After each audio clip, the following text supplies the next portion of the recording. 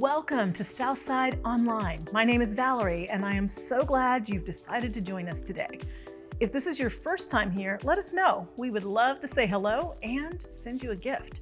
Just click on the link in the chat or go to southside.org/new.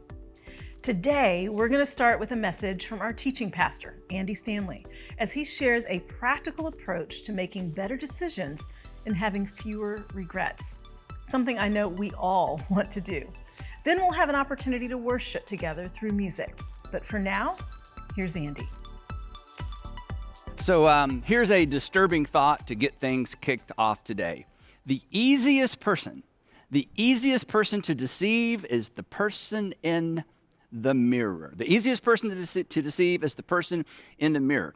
And it shouldn't be this way, and we'll talk about why it's this way in a minute. It shouldn't be this way, but for the moment, I just want you to let this sink in. Actually, I would like to kind of rub it in.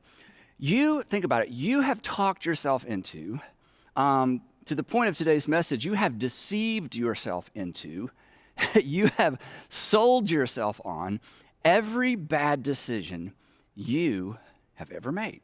Worse, you are the mastermind. I mean, you thought this stuff up. You are the mastermind behind most of your most regrettable decisions, whether they were financial, relational, professional, academic. You were there for all of them. Just to make it worse, you've probably done more to undermine your own success and your own progress than any other individual on the planet. Now, granted, there were outside pressures, there were other voices, people promising you stuff, trying to sell you stuff, but in the end, you decided. And the reason I know so much about you is, well, I know so much about me because I'm equally guilty like you. There's a sales associate that lives in my head, and his voice sounds a lot like my voice, and although his logic is completely flawed and his sales pitches are amateur at best, I fall for him anyway.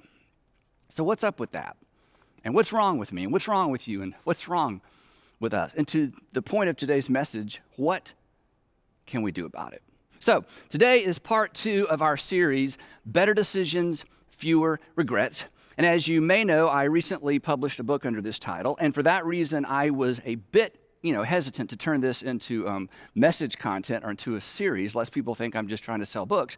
But in fact, this series is designed to provide you with the content of the book so you don't have to read the book. Better decisions, fewer regrets. Now, the big idea of this series is the often overlooked relationship between good questions and good decisions. Good questions and good decisions.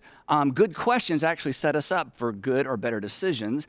And then there's a sense in which our decisions are really never any better than the questions that we ask or actually don't think to ask. And I'm absolutely convinced that if you will ask and if you will answer honestly and then act on your answer to the 5 questions in this series, you will in fact make better decisions and you will live with fewer regrets. Your life will be better, and the people who look to you, depend on you, their lives will be better as well. Because, and this is so important, let's face it, we aren't the only people impacted by our decisions.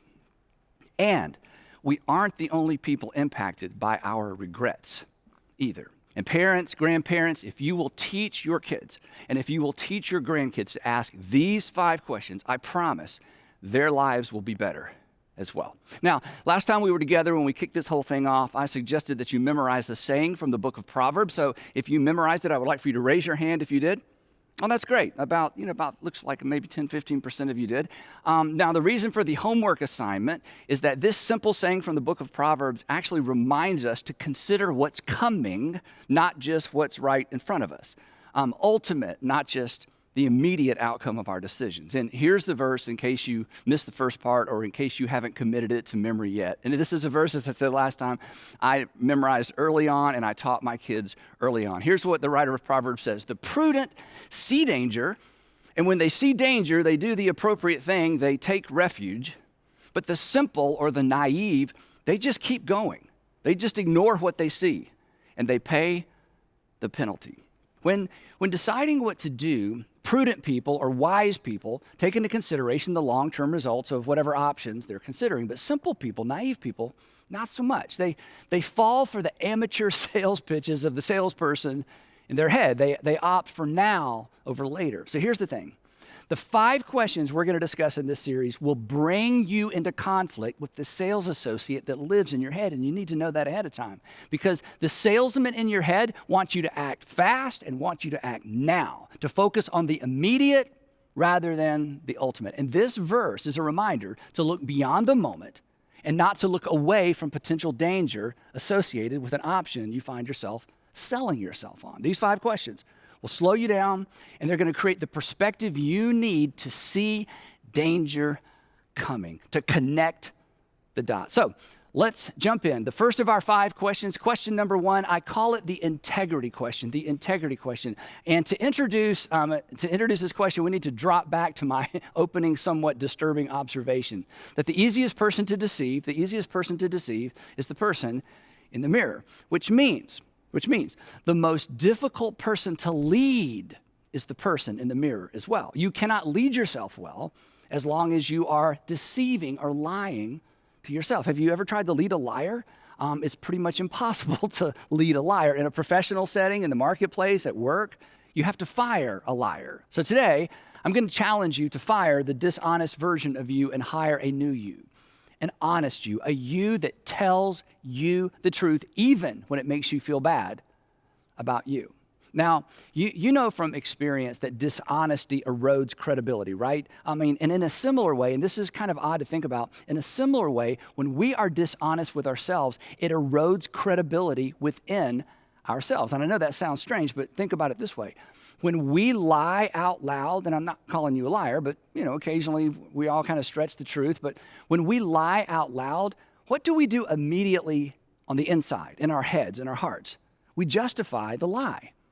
And who do we justify the lie to? To ourselves. We have to. Otherwise, we're at odds with ourselves, something that us sane people can't do for very long. So what we do is we create a narrative that justifies our lie or our half-truth, and then, this is the crazy part, we choose to believe it, which really is crazy. I mean, why would we believe a narrative we basically just made up? Well, the non-technical, non-clinical answer to that question is this. You are a sucker for you. You can convince yourself of just about anything, and so can I. I mean, as my AA friends, my NA friends, and my 1CA friend has taught me, rigorous honesty is the first rule of recovery. Rigorous honesty with ourselves and others is the first rule of recovery. Rigorous means extremely thorough, exhaustive, sometimes exhausting, meticulous, rigorous honesty with ourselves and others. That's the first step to getting better and making progress. To make better decisions, to avoid unnecessary regret, you've got to tell yourself the truth. You have to tell yourself the truth, even if it makes you feel bad about yourself. Now, what I'm going to say next, I realize runs contrary to the grain of our culture, but as you know, I'm not really here to be liked, and so let me just put it out there. There are worse things than feeling bad about yourself. For starters, denying something bad about yourself, refusing to acknowledge what's bad about ourselves is bad for ourselves. So to make the best decision, you have to be honest with yourself, even if it makes you feel bad about yourself. Or to put it another way, you will never get where you need to be until you acknowledge where you actually are. Besides, if you aren't honest about why you're choosing what you're choosing, think about this. You'll have a difficult time taking responsibility for the outcome of that decision. And we have an adjective for people who refuse to take responsibility for the outcomes of their decisions, don't we? We call them irresponsible. Do you want to be irresponsible? If we're dishonest with ourselves when we're making a decision, we will be dishonest with ourselves about where to lay the blame for the outcome of our bad decisions. In this way, this is important. In this way, dishonesty leads to irresponsibility. And you know what? You've seen that play out in the lives of other people. Now, the fact that everything I've said so far is pretty much obvious. You probably didn't write any of that down. It doesn't make any of this easy, and it doesn't make it easy to get this right. In fact, your first step may be being honest with yourself about the fact that you're not always honest with yourself. But whatever the case, to decide your way into a better future, and that's what this whole series is about, to decide your way into a better future, you've got to develop the habit of telling yourself the truth, specifically the uncomfortable truth about why you choose what you choose to do. And that leads us at last to the first of our 5 questions. And the first question to ask anytime you're making a big decision is the integrity question. And the question is simply this: am I being honest with myself?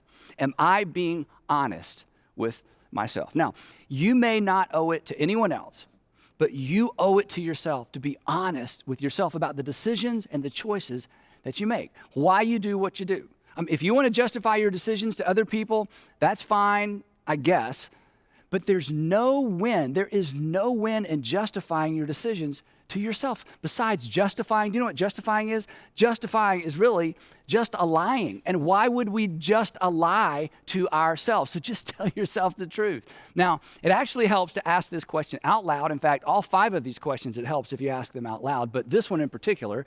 And it actually helps to ask this question twice. But on the second round, you should add a word.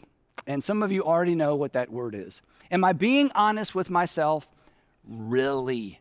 Am I being honest with myself, really? And the reason we have to add really is because we are so prone to deceive ourselves. Why am I doing this? Really? Why am I avoiding him? Really? Why do I keep postponing that? Really? Why do I keep making excuses? Really? Why did I say yes? Really? Why did I choose to wear this? Really? Why did I choose to purchase or lease that? Really? Why did I move in? Really? Why am I moving out? Really? Why won't I get help? Really? And here's the thing. You may not be good at selling anything to anybody else, but when it comes to selling yourself on a bad idea, you're amazing. Me too. Our greatest regrets are associated with things, opportunities, and people we sold ourselves on. I mean, just think back to your last bad relationship decision. You were in love or you were in lust or something, whatever it was, you were in it. And your mama tried to warn you, your best friend tried to warn you, but you assured them you knew exactly what you were doing. And then looking back, you wonder, what was I doing? What was I thinking? Which is the problem. You weren't thinking. You were selling. You were selling yourself. And the same is true for your most recent bad purchasing decision. Once you had it in your hand, or once you had your heart set on it, on whatever it was pretty much over. It was like something took over. And the next thing you know, you're handing your credit card to someone you don't even know to buy something you couldn't or perhaps shouldn't even afford. And why? Because you sold yourself. So here's a little tip. In fact, if you don't remember anything else from our time together today, I want you to remember this. As soon as you start selling yourself on anything, you should hit pause. The moment you begin selling yourself, you should hit pause. And here's why. Because we rarely have to sell ourselves on a good idea. When it comes to good ideas or good decisions, we usually just know. So let's just stop with all that. Just tell yourself the unfiltered truth. Be honest with yourself. I mean, come on. It's not going to hurt. Well, you may hurt your own feelings momentarily, but in the end, you're going to be better off. We all are, right? I mean, lights will come on. And granted, lights can be terrifying. Just ask the roaches and the rats, right? But light is a disinfectant, and truth is as well. They go hand in hand. So bring your narratives and bring your justifications and bring your excuses into the light and just tell yourself the truth. You're going to make better decisions. Now, if everything were equal, if we were kind of wired to decide what's best for us, this would be really easy. In fact, if that were the case, we'd be pretty much done here. Just tell yourself the truth. I'll see you next time, right? But things aren't equal. And as it turns out, choosing what's best isn't what's natural. Now, naturalists, and you may be a naturalist or materialist, they have an explanation. You may have an explanation for why it's so difficult for us to tell ourselves the truth. Christians have a different explanation. But everybody pretty much agrees that we come into the world with a natural propensity on selling ourselves what we want to do rather than what we ought to do. And this is not a recent observation. In fact, this is kind of interesting. The 17th century English philosopher and statesman Francis Bacon, you probably studied about Francis Bacon in school, he made the following observation. This is a little bit long, but this is from the 17th century. Here's what he said in that 17th century way of writing. He says, the human understanding when it has once adopted an opinion, in other words, once we kind of come to what we want to do, draws all things else to support and agree with it. In other words, once we've kind of made up our mind what we want to do, we become a magnet for anything that supports what we've decided we want to do. And then he says this, and though there be a greater number and weight of instances to be found on the other side, yet, he says, yet these it either neglects or despises, or else by some distinction sets aside and rejects. That's just a fancy 17th century way of describing what we call confirmation bias, that we are naturally open, or we naturally open ourselves up to anything that confirms what we already think and what we already want to do. And we instinctively, I love the way he says it, we instinctively set aside or reject anything to the contrary. Again, just think back to your last bad relationship decision. You were warned, and it wasn't that you wouldn't listen, it was more like you couldn't listen. I mean, think back to that recent bad purchasing decision. It's so clear now. But in the moment, Francis was correct. The human understanding, when it has once adopted an opinion, I've already made up my mind, draws everything else or all things else to support and agree with it. And though, he says, and though there be a greater number and weight of instances to be found on the other side, in other words, even though there's plenty of arguments to the contrary, yet these our minds either neglects or despises, or else by some distinction sets aside and rejects. That's been going on for a long time, and this is helpful in terms of an observation, but it doesn't really tell us why this is the case, nor does Francis tell us what to do about it. But almost 2,500 years before Francis Bacon wrote these words, a Judean court advisor turned prophet made a similar observation. But fortunately for us, he added a bit of helpful explanation. And the context for his observation, I think it's both fascinating and instructive. So here's the backstory. Around 600 BC, Jeremiah, who's the author of the Old Testament book Jeremiah, served as pretty much a professional coach or like a court advisor to a series of Judean kings whose careers honestly would have gone much smoother and whose lives would have lasted much longer had they listened or taken Jeremiah's advice. But of course, the advantage of being a king is that you don't have to take anyone's advice. Now, ancient Judah was essentially like the bottom half of what we consider the Holy Land. So that's where this story takes place. Jeremiah actually began his coaching career with young King Jehoiakim. King Jehoiakim was pretty much a teenager at the time. And at the time he became king, Judah was actually paying an annual tribute or a financial tribute to Babylon, who in return would then provide military support and then pretty much allow Judah to run her own affairs. So after 3 years of paying this tribute, King Jehoiakim decides, you know what, enough of that, and he quit making payments.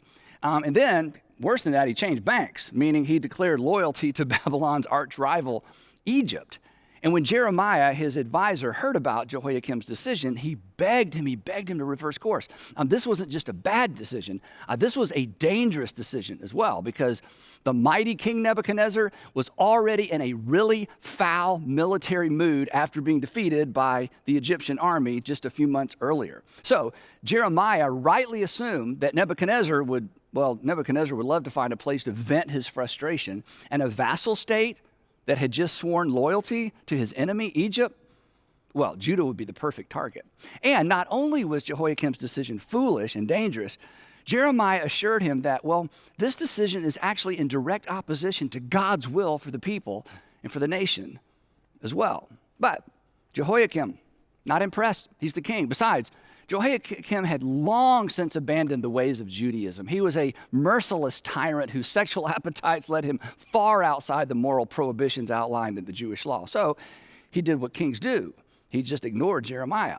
And sure enough, King Nebuchadnezzar did exactly what Jeremiah predicted he would do. He came looking for his tribute. Nebuchadnezzar and his armies laid siege to the city of Jerusalem for 3 months, and then his army entered the city, put Jehoiakim in chains, and then marched him back to the city of Babylon and added him to his king collection. Now, I've mentioned this before, but it's so fascinating. King Nebuchadnezzar collected kings. Some people collect coins. Some people collect baseball cards. King Nebuchadnezzar collected kings. Whenever he conquered a territory, he would capture the king alive, take the king back to Babylon, and add him to his king collection. And then, on special occasions, when he wanted to show off how powerful he was, he would bring all of these kings out, like show and tell, and parade them around the courtroom in golden chains. And each king would walk with his hand on the shoulder of the king in front of him because, in addition to being chained, King Nebuchadnezzar had all of these kings blinded. Now, back to our story. Before leaving Jerusalem, King Nebuchadnezzar crowned Jehoiakim's son, Jehoiachin, to be the next king. He was a whopping 18 years old. And then, 3 months later, and I'm going to skip a bunch of history here, 3 months later, Nebuchadnezzar changes his mind. He comes back to Jerusalem, and he adds Jehoiachin to his king collection as well, which at this point, you're thinking, nobody's probably really anxious to be the next king of Judah, right? But every kingdom needs a king. So Nebuchadnezzar appoints Jehoiakim's uncle, Zedekiah, to be the next king of Judah. He was 21 years old. But what Zedekiah didn't know, in fact, what nobody knew, is that he would be the last king of Judah. Because, like the kings before him, he would not listen to sound advice. In fact, one of the Jewish historians said this about him. He did evil. He did evil in the eyes of the Lord his God, and he did not humble himself before Jeremiah the prophet. He just wouldn't listen. Once his mind was made up, much like most of us, once his mind was made up, he could not hear. He could not hear, neither could he embrace the wise counsel of the prophet. He did exactly what King Jehoiakim had just done. He refused to pay tribute to Babylon. And once again, Jeremiah pleads with Zedekiah to change his mind. This was not going to end well for the king. It's not going to end well for his family. It's not going to end well for the nation. But again, kings will be kings. And when Jeremiah realized Zedekiah wasn't listening, he did something really interesting. He took his message to the streets of Jerusalem, encouraging the citizens. He said to the citizens, Nebuchadnezzar's going to show up. And when he shows up, the best thing to do is to throw open the gates and allow him into the city. Well, when Zedekiah found out what Jeremiah was doing as he marched through town, warning people and giving people this advice, he had Jeremiah thrown into a dry cistern just to shut him up because he was scaring the children. Actually, he was scaring the entire population. And they should have been scared because sure enough, just as he predicted, again, Nebuchadnezzar himself shows up at the gates of Jerusalem, surrounds the city, and waits, and waits, and waits in an effort to starve the inhabitants into submission. When King Zedekiah realized his mistake, what do you think he did? He went looking for Jeremiah, and he begged Jeremiah to ask God to deliver the city. And Jeremiah assured him, King Zedekiah, it's too late for that. The fate of the city has been sealed. Their only hope was to throw open the gates and beg King Nebuchadnezzar for mercy. But Zedekiah knew there would be no mercy for him or his family. So he snuck out of the city at night with his bodyguard and his children. Yet another really bad decision. He was eventually captured, and then he was forced to watch as his children were butchered one by Nebuchadnezzar's soldiers. And that would be the last thing King Zedekiah would ever see. He was blinded, chained, and marched back to Babylon to join Nebuchadnezzar's king collection. So, the next time somebody tells you the Bible is boring, you just tell them the story of King Zedekiah, right? Now, here's the thing. When you hear a story like that, or when you read a story like that, or maybe when you watch something like that play out in real life, you can't help but think, what were they thinking? How could anybody be so clueless, so deceived? And fortunately for us, Jeremiah, who was there for this entire adventure, this entire tragedy, watched the whole thing play out, he answers that question for us. He explains why we're so prone toward self-deception, why we're so good at selling ourselves on a bad idea or bad options. Here's what he writes. The heart is deceitful above all things. Your heart, my heart, his heart, her heart, even those precious children of yours, their hearts. The heart is deceitful above all things. Now, Jeremiah chose his adjective carefully. There's a difference between being dishonest and being deceitful, right? Dishonest is a lot easier to spot than deceitful. Dishonest is just straight up not honest. But deceitful? Deceitful usually includes a mix of truth and half-truth and untruth. Deceitful is difficult to detect. You've met dishonest people who just weren't shrewd enough or smart enough to deceive you. They were just too obvious. But deceitful people, they're the dangerous ones. And our hearts are deceitful. Our hearts are dangerous. It's why we're so convinced and at times so convincing. We don't merely lie to ourselves, we deceive ourselves. And here's how it works, or here's the way I think it works. Once your heart or my heart gets wrapped around something that we want, I think our heart sends a message to our brain and says, hey, brain, I want this. Go figure out a way to justify it. And our brains are really smart. That's why we call them brains, right? And our brains know that whereas it's difficult to justify a want, it is not difficult to justify a need. So the first thing the brain does is it upgrades the messaging to something far more sophisticated than a want. The brain says, you need this. And back to what Francis Bacon said and what Jeremiah said, once we're convinced we need something, it is so easy to sell ourselves on it. Before long, we have a list of justifications for buying it, drinking it, asking it out, inviting it in. But the reasons we use to sell ourselves, let's be honest, the reasons we use to sell ourselves, they're not really reasons. They're justifications. And in most instances, if we're honest, if we slow down and think about it, we know. But we fall for it anyway. We're so easily deceived by our own hearts. The heart is deceitful above all things. But he wasn't finished. And he says our hearts are beyond cure. There's no cure. This is a permanent condition. You don't outgrow it. We don't outmature it. We can't fix it. We're doomed. Okay, we're not doomed, but a permanent condition requires constant supervision, right? A proactive response. And then Jeremiah wraps this up by saying something or describing something I guess we've all experienced. He says this, the heart is deceitful above all things and beyond cure. Who can understand it? And that's a good question because I certainly don't. I don't even understand the decisions I make, even though I know everything I'm sharing with you and have known it for quite some time. Who can understand? Who can understand it? Apparently nobody does. Nobody can. Which explains why we've all said at some point along the way, I don't understand why I did what I did, which is just another way of saying, I don't understand why I decided what I decided. I don't understand why I chose what I chose. And this explains why we do the very thing we advise other people not to do. It's why the person in the mirror is so hard to lead. They just won't tell you the truth unless you force them to. You got to pin them down, you got to look them in the eye, and you have to ask, are you being honest with yourself? Are you being honest with yourself really? And the sooner you embrace this disturbing fact about yourself, and I hate to be the bearer of bad news, but the sooner you embrace this fact about yourself, the sooner you'll be open to information and advice that conflicts with where your heart is taking you. The more suspicious and cautious you'll be when that salesperson inside of you starts selling you.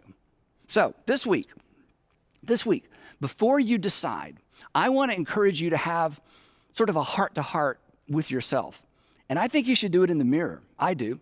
And you should ask yourself out loud. And you should use your name. Andy, are you being honest with yourself? Are you being honest with yourself? Really? And then just tell yourself the truth, even if you don't plan to act on it. Because you owe it to yourself to know. You owe it to yourself to know, even if it points you in a direction you don't intend to go. And this is where the conflict is. Because we think, and this is pretty much true, that if we are honest with ourselves, we're going to feel like we need to hold ourselves accountable to do what we know we ought to do. And that's absolutely true, but I'm giving you permission not to do that. Just begin with being honest with yourself. It won't hurt to know. But here's something you do know. What you don't know, what you won't know, what you refuse to know, can certainly hurt you. So just be honest with yourself. Most people aren't. Don't be most people. So I would love to challenge you to make a decision today. I would love for you to make this decision. I will not lie to myself. I will not lie to myself, even when the truth makes me feel bad about myself. I will not lie to myself, even if the truth, even if what I discover makes me feel bad about myself, because there are worse things than feeling bad about myself, and that is deceiving myself about something about myself that I need to change. So would you ask yourself, am I telling myself the truth, or am I selling myself a regret? Am I telling myself the truth, or am I selling myself a regret? Am I being honest with myself, really? So as we wrap up, I'd like to get this kicked off for some of you, not all of you perhaps, but some of you, and I'd like to just ask a few questions. And most of these questions, maybe none of these questions will intersect with your current circumstances, but perhaps a couple of them will. And if nothing else, here's an example of the kinds of things we should ask ourselves. So you ready? Why do you continue to go out with him? Really? Why do you continue to go out with her? Really? Why did you file for divorce? Really? Why are you taking that job? Really? Why are you quitting your job? Really? Why did you move in? Really? What's the real reason? What's the real reason you don't call your kids? What's the real reason you don't call your mom, your dad, your brother, your sister? Why won't you tell her? Why won't you tell him the truth about what's going on? Really? It's brutal, isn't it? It's terrifying, it's clarifying, and ultimately, it's liberating, and it's empowering. So, be honest with yourself. It doesn't come naturally, that's what Jeremiah says, but most things that are good for us, they don't, do they? Jeremiah was right. The heart is deceitful above all things, and it is beyond cure. This is a permanent condition. But now you know, and now you know what to do about it. And the prudent, when they see danger, when they see trouble coming, they do something. And trouble is always just one bad decision away. So, would you decide, I will not lie to myself, even when the truth makes me feel bad about myself. I will not lie to myself, even when the truth makes me feel bad about myself. I will tell myself the truth, really. And we'll pick up the discussion right there next time as we talk about question 2. But before you go, 3 questions to get this conversation started, or maybe keep the conversation going. And I'd love for you to begin the conversation right now with whoever you're watching with. Question number 1. If a sales associate in a retail establishment said to you the kinds of things you say to yourself when selling yourself, how would you respond? Now, you can have fun with this question. If you were in a retail outlet, a retail store, and the sales associate began trying to sell you on a product and use the same pitches that you use on yourself, how would you respond? What if they said something like this? Hey, if you get home and you change your mind, just donate it. Hey, I see that you already have one of these, but this one's newer. Hey, your wife, she'll never know. In fact, she's really not all that dialed in. Your husband doesn't have to know everything, does he? I mean, if somebody used that as a sales pitch, you would leave the store. But these are the kinds of things we tell ourselves all the time, right? Question number 2. Where do you struggle most telling yourself the truth? Now, you may not want to admit this with whoever you're watching with, but at some point you have to admit it to yourself. What are your go-to justifications? And number 3, Jesus says that knowing the truth will set us free. We've all heard that. But acknowledging what's true can be terrifying. This is why we deceive ourselves, right? Is it possible, this is big, is it possible that the fear of what you discover about yourself by being honest with yourself is an obstacle to the freedom that you ultimately desire and the freedom your Heavenly Father ultimately wants for you? In other words, is it possible that you are holding on to a lie, a comfortable, perhaps comforting lie that is holding you back from what God is inviting you into? Truth really will set you free. So this week, would you face up to that terrifying but liberating truth? Because on the other side of being honest with yourself, that's where the peace is ultimately found. I'd love to pray for us as we close. Heavenly Father, for the person who is right in the middle of making a big decision, and they know in their heart they have sold themselves on an option they may regret later, give them the courage to embrace what we talked about today. Give us all eyes to see and ears to hear and the courage to respond in Jesus' name. Amen. Thanks for joining us. We'll see you next time. Remember when you were a kid in school and it was always about knowing the right answers? You know, raising your hand, me, pick me. Even if you weren't one of those people, you know what I'm talking about because so often we were praised, we were given accolades for knowing the right answers. And even in adulthood, when you're sitting in that meeting or something's going on in your organization, there is that pressure to be the person who knows the answers. But listen, as you consider what you've heard today, know this, there's something even more important than knowing the right answers. It's knowing the right questions to ask, because the right questions lead you to the wise answers, the wise next step. Andy said it this way, good questions lead to good decisions. So what if rather than always looking for the answers, you start asking yourself to look for the right questions? You know, self-coaching is a powerful resilience tool. It's the process of pausing when you've got a challenge or an opportunity you want to take advantage of, and asking those powerful questions that really provoke the right kind of thought to get you to the answers that will propel you forward. So rather than saying, what's the answer to this? Start asking, what question could I be asking right now? Be curious. Be curious about why things aren't working. Be curious about what could work better. Be curious about what's worked in the past. Be curious about your own vision, your fears. And when you do that, you have the kinds of questions that open up your perspective and even create solutions that you might not otherwise have considered. They don't have to be long or complicated questions. Oftentimes, the best questions are very simple. For example, when you catch yourself complaining about what you don't want or rehashing a problem, cut yourself short and ask, what do I want rather than what do I not want? Or when you're feeling anxious or hesitant about something, don't just ask, what am I afraid of? Go a step further and be curious enough to say, what if that happens? How would I handle it? That puts you on the other side of your fear. One of my favorite questions is, what if I wasn't afraid? What would I do then? When we begin imagining ourselves moving forward with courage, we get new answers. So like I said, it doesn't have to be complicated. What do I want? What am I afraid of? What am I avoiding? How do I want to show up in this situation? So my challenge to you is to stop focusing so much on getting the right answers and to start focusing on asking the right questions. Now here at Southside, we don't just want to give you practical biblical teaching, but we want to share with you an opportunity to worship, reflect, and take some time to think about what those right questions might be for you. Feel free to sing along or just enjoy the music and reflect. And I'll see you in just a few minutes.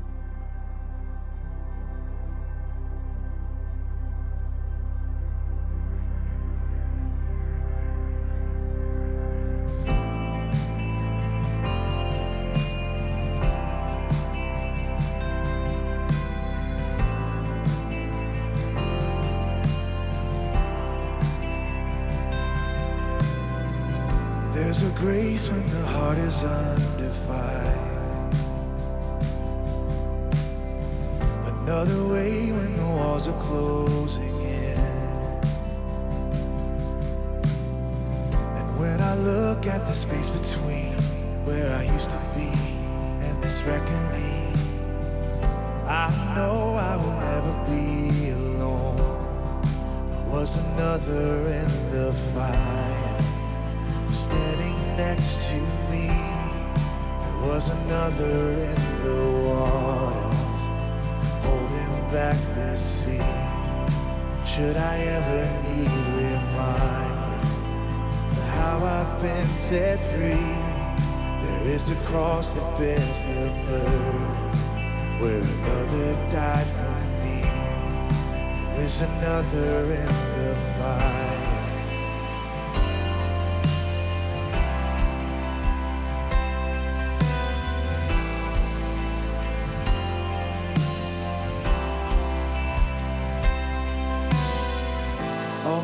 had left for dead beneath the waters. I'm no longer a slave to my sin anymore. Should I fall in the space between what remains of me and this reckoning? Either way, I will bow to the things of this world. I know I will never be alone. There is another in the fire, standing next to me. There is another in the water, holding back the seas. Should I ever need reminding what power sets me free? There is a grave that holds nobody, and now the power lives in me. There is another in the fire. Oh, there is another in the fire. Oh, there is another in the fire. Oh, there is another in the fire.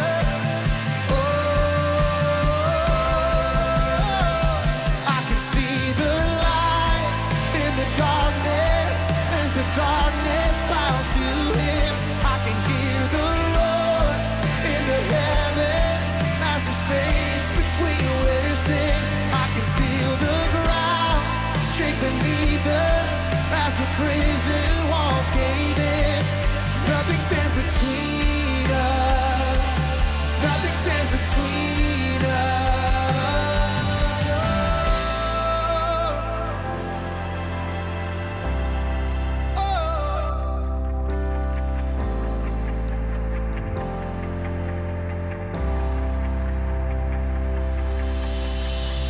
There is no other name but the name that is Jesus. He who was and still is and will be through it all. So come what may in the space between all the things unseen and this reckoning, I know I will never be alone. I know I will never be alone. There'll be another in the fire, standing next to me. There'll be another in the water, holding back the seas.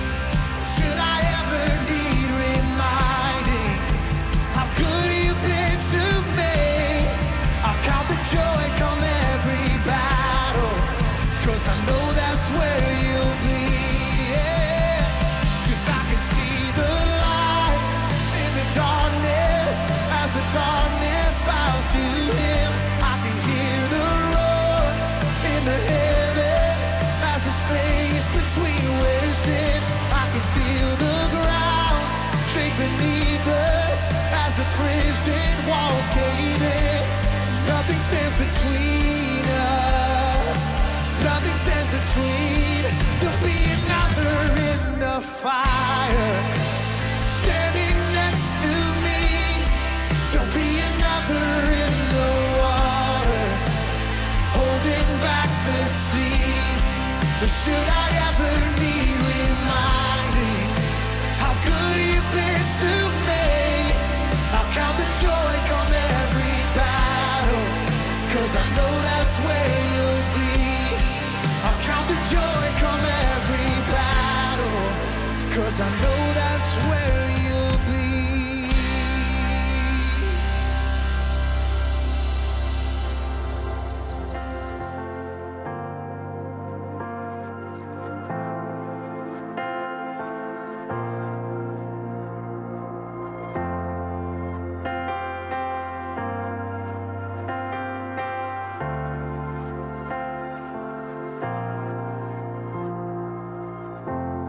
I've carried a burden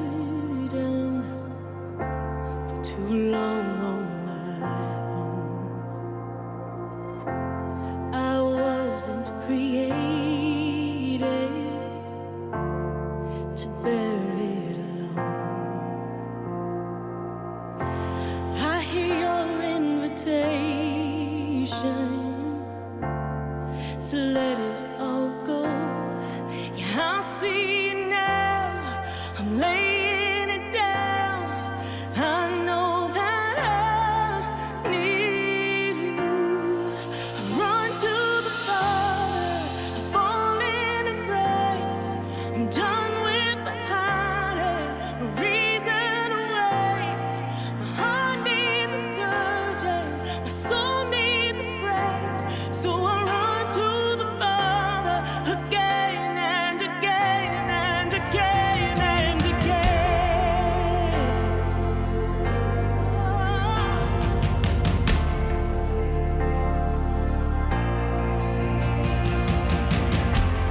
You saw my condition.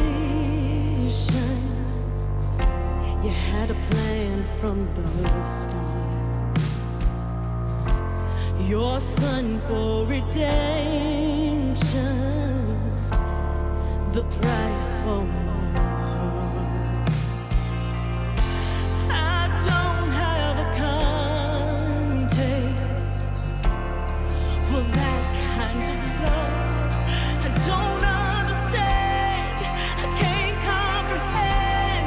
All I know is I need you. I run to the Father.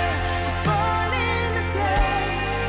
I'm done with the hiding. No reason to wait. My heart needs a surgeon.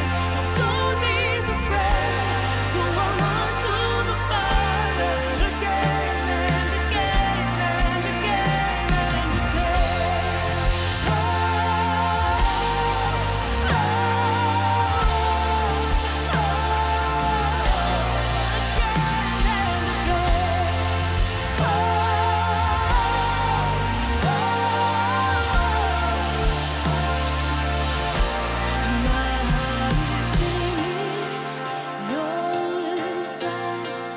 Long before my first breath, running into your arms is running to life from death. And I feel this rush deep in my chest. Your mercy is flowing out, just as I am. You pull me in, and I know I need you now. I run to the Father, fall into grace. I'm done with the hiding, the reason to wait. My heart needs a surgeon, my soul needs a friend. So I run to the Father again and again. I run to the Father, I fall into grace. I'm done with the hiding, the reason to wait. My heart found a surgeon, my soul found a friend. So I run to the Father again and again and again and again. Oh,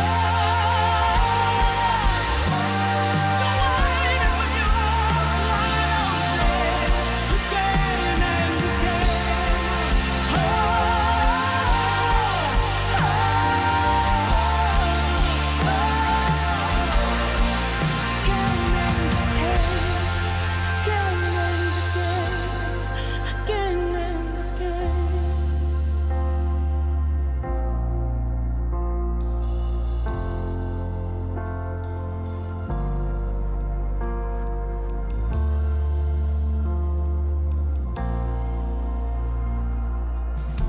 Thank you for singing with us. I'm so glad that even when we are apart, we can join together in worship with others.